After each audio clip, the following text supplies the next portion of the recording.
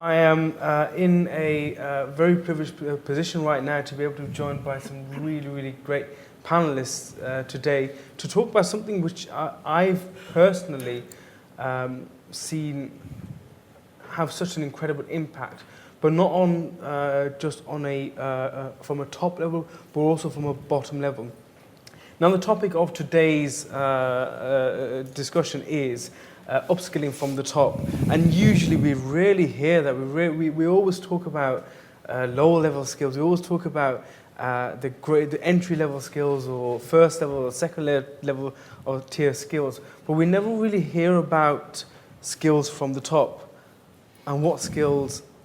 What are they? What are the skills from? How do we upskill from the top?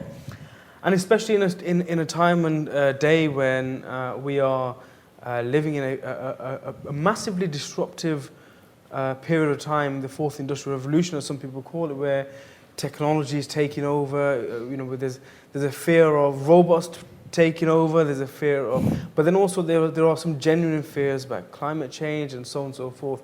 And what's the role of each and every one of us as leaders within our organisation, and as leaders, and as organisations, what's the role of skills and education in all of this? So, my panellists, to my first right, I have Szirtes Atkinson, who's the director and global corporate social responsibility at Micro Focus, and also the chair of diversity and skills at Tech UK. Now, interestingly about Szirtes is that she spent 20 years in many multinational organisations, but also technology and diversity inclusion is something which is close to her in terms of her day-to-day work. Then we have Tom Szirtes, and I've actually been practicing his name. It's got amazing spelling, but I've been practicing, and he's the founder of Mbyonic. And Mbyonic is an immersive tech agency. It's been developing innovative, engaging experiences for 5 years, and his background is in the video gaming industry, and he's been utilising his skills to generate original VR and AR content for diverse sectors. And last but not least, and probably one of the best organisation names I've seen, is the Institute of Imagination. We've got, from the Institute of Imagination, we have Jennifer Coleman-Peers, who's the Director of Strategic Initiatives. And Jennifer has spent more than 15 years in the charity sector. She joined the Institute of Imagination in 2012 when it was a startup, and it's been creating a space for reimagining the world. So, please welcome my panelists. So I'm going to start with you, Szirtes, and probably kind of go on through my panelists here. Let's start with, how do we create a culture of change from the top? So how do we start that process off? That's a great question. Well, good afternoon, everyone. It's great to be here. I think we hear C-level talk a lot about reskilling and upskilling in terms of swathes of their workforce and the impact of automation, but we don't often get to talk about leadership skills per se and what they need to look like right here and right now. So I think it's a great topic to start on. The first point I would make is really around digital literacy at the board level. And I think that there's still an opportunity there to evolve, candidly. I do think that when we look at workforces today, and actually I think stereotyping around millennials are the only ones that want purpose is actually ridiculous. I think everyone in work today feels like they need to be working for and engaging with an organisation that's doing a bit more than just turning in shareholder return, though that's indeed very important. So I think the types of qualities that leaders are required to have today are much more around collaboration, commitment and communication. And that really leads us to, agile leadership. So what we've known very much in the technology development space, we're starting to see some kind of emergence of agile behaviours, working together in a truly collaborative way. So every employee really feels they have an opportunity to contribute, make a difference, to be much more agile in our own ability to do sprints rather than have a 12-month plan and then let's wait until the end of the 12 months and, did that work or not? I think that kind of immediacy is something which we have to see leaders kind of taking a new approach when they do that. I think inclusive leadership is another, critical component of success these days, and it's the innate ability to understand the importance of inclusion and diversity right across your business, and to be able to develop strategies and drive accountability through your organisation to create that culture. And as I mentioned, purpose is absolutely critical, and we see that, more and more, not just in terms of expectations for employees, but actually, if you think from an investor point of view, the raters today are looking at things like environment, social and governance. How are you investing in learning and development as an organisation? So a C-level today is getting kind of pressure both from employees, but they're also getting pressure from shareholders to make sure that they're doing the right thing. So it's kind of a tough time there for the C-level at the moment. Brilliant. Jennifer, from the Institute of Imaginations, I'm sure you've got a lot. As you say, definitely the best organisation to work for, name-wise, always gets a good reaction. To say a little bit more about what we do, we're a charity, and we're focused on helping children, but also adults too, develop skills for the future. So very much kind of on topic today. By the nature of that, it means that we have a very forward-facing vision as an organisation. We're about the future.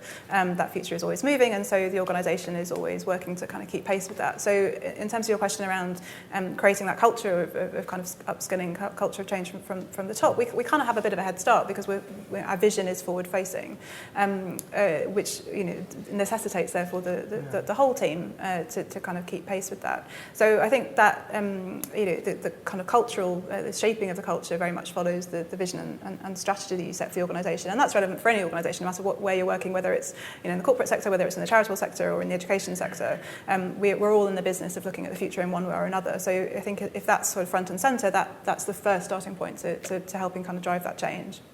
I think one of the other things that we do at the Institute of Imagination, which certainly helps with that kind of cultural change, is it would often get referred to as kind of back to the floor focus. So everyone in our organisation is involved in the delivery of what we do as a charity. So we'll come down when we're running workshops with children, with schools, with families, and we'll see the operational reality of what we're doing on a day-to-day basis. And I think it's all too easy in organisations, and we're certainly seeing as we grow as an organisation that it's tempting to kind of let a bit of a detachment happen between the senior management and what the actual organisation is doing, that can mean that things kind of get solidified or siloed. And I think the fact that we're all involved on a day-to-day basis in actually what we're doing, to see the challenges but also the opportunities, to see what technologies both the young people we're working with are adopting, but also that younger members of our team might be adopting, is a great way of showcasing the potential that those new technologies or new ways of working have.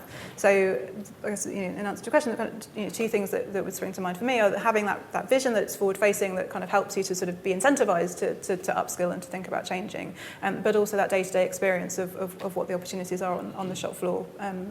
It can really help to cement that cultural change. Tom? I think it's very difficult to upskill from the top. I mean, obviously, if you're at the top of an organisation, then you've benefited from the fact that that organisation has put you at the top and you've navigated your way to the top unless you've been brought in. So ultimately you have an interest in actually it not changing in some ways. Yeah. I work in a small startup, and we're all about change and innovation. I'm constantly at that edge, and what I'm trying to do is I'm not trying to persuade people to big companies to find innovation. I'm trying to find the right ways that they can use this innovation in a meaningful way. I'll also back that up. I used to work at a large telecoms company in their innovation labs, and I've seen. I mean, I'm talking about this from a very technical perspective, obviously, and obviously change is a much wider thing. But in terms of sort of technology innovation, and I guess this applies generally, it is very difficult. You can have innovation in-house, you can outsource it, and there are people in the organisation who will be innovative in creating ideas, but it can be very hard to actually sell those ideas in. I think partly the reason is because people are siloed into different divisions and into different roles. And in order to really kind of get innovation working, you have to kind of bring people together and kind of create this collaborative way of working. And that, of course, actually that's really difficult because businesses are defined around the processes that generate money for them. and you want to create scale, you want to create a business that can produce at a scale. So innovation is disruptive, and it kind of goes counter to actually wanting to change anything. But of course, we all realise that it is completely necessary. So I think it comes back to this idea of being able to test, of being willing to fail, but setting up your questions to be able to fail quickly, and in order to do that, so you can answer the right questions. I think the temptation of big organisations is that they have a lot of resources, so they spend a lot of money on trying to change this one thing. And if it doesn't deliver the results that they want, then obviously that thing gets cancelled and they go in a different direction. But if they can treat this again in a more agile way, the way we work in software development, where we do small iterations, quick sprints, and we're always trying to, what we're trying to do is answer a very simple question at that point. We're positing a hypothesis, and then we're doing some work in order to answer that hypothesis. And that's the way that we approach innovation, that's the way we like to work with our partners to provide innovation. So I don't know if that entirely answers your question, but it's kind of related. One thing I didn't do right at the beginning was introduce myself. I mean, actually, easy to state to me. My name is Isa. I'm the Executive Director for the BAME Apprenticeship Alliance. So we look after the diversity inclusion remit around apprenticeship diversity. And interesting, we recently did an employer forum for our employers around the role of leadership in apprenticeship diversity. The key thing that one of the first things that they picked up on, these are leaders, vice presidents of sort of large organisations, so that we've got to recognise the skills that we have first before we actually start thinking about, because once we've got our selves in a position where we understand our skills for the future, we are then able to build a plan where our talent pool is fit for the future. So this leads me on to sort of the next question in terms of what do leaders need to do to ensure that teams are equipped with the right skills fit for future. And I'm going to start with Tom this time, just kind of because you used a very good example earlier, but just elaborating on that. Yes. One of the key things, the key skills that you believe that our leaders could do to better equip their teams with. Well, we've just done some work, so we produce mostly virtual reality and augmented reality content. Of course, that virtuality in training and in education is a very big and exciting growing sector. But other work that we do has been around sort of sales and marketing. We recently did a job with ANA, which is All Nippon Airlines, and it's interesting working with teams there because it comes back to what I was saying before about sort of sharing and collaborating, because in ANA, when you work in ANA, you only stay in one department for a maximum of 2 years, and then you get mandatorily moved to another department. And the ethos behind that is that you get experience to all the different parts of the business, and that's supposed to make you a kind of more rounded employee. We've also been doing stuff with sort of training. So, you can use, like, for instance, VR, you can use for like soft skills training. Yeah. So we've been doing that, for instance, in leadership places. So basically embodying other people, other jobs within your organisation. So what's it like if you're giving a performance review to one of your managers? What's it like to be in their position and see yourself back giving that performance review? And what can you learn from that? Other types of training, we're working with Westminster Council at the moment on looking at how we can use VR to see what it's like to work in other people's roles, like a day in the life working in this job in the organisation, and what you can learn about that by feeling, actually being in that space with that person. So it's really a kind of, I guess, more of a communication mechanism, and I think a lot of ultimately this, it's a cliche, but this all comes down to communication in the end. Yeah. Jennifer, from your perspective, where do you feel that the key skills lie, especially in the third sector in terms of charity sector, and a lot of it can be translational into other sectors, but from your perspective, where do you think the key skills would lie? So I think I would sum it up in kind of one word, would be curiosity. I think for us, a lot of the skills that we see are really important for children that we're trying to deliver through the workshops that we're running, the activities that we're running, but also for our team is around curiosity. So that constant striving to think about how you can do things better, to problem solve, to kind of analyse what's in front of you and see how you can move forward. So not falling into the trap of I've finally got to this point and now we're all going to stay where we are, thank you, because I like it. I like it like this. But actually to keep being curious and think. And to see as the world changes, how could we continue to adapt and change with it. With the work that we do, we're interested in helping deliver tangible skills. So and clearly our team have and our leadership have tangible skills as well. So whether that's for a child learning how to code, or whether it's a team manager and how to manage performance, that there are some tangible skills there clearly. But both in our work and in our delivery, it's the intangible skills that are more important. So it's that ability to collaborate, to problem solve, to be creative, and we're the Institute of Imagination because we think that starts with imagination, which is ultimately that ability to be curious, to ask questions, to think about how things might be, tomorrow, how things could be different to how they are today, to imagine things from someone else's perspective. So the kind of that piece of empathy to be able to put yourself in someone else's shoes. So to be able to foster that curiosity in people and to continue that through your life, I think is critical for us. Sarah, we've got communication, curiosity. Your challenge now is you find a C to follow that thing. So pick one word, one skill that you feel that doesn't have to be a C, but probably fits within the key skill that you feel that should be from a leader's perspective. Yeah, I mean, I think the whole culture and competence discussion, just to Two C's do there, a C there, yeah. Is important. And I think one of the big challenges is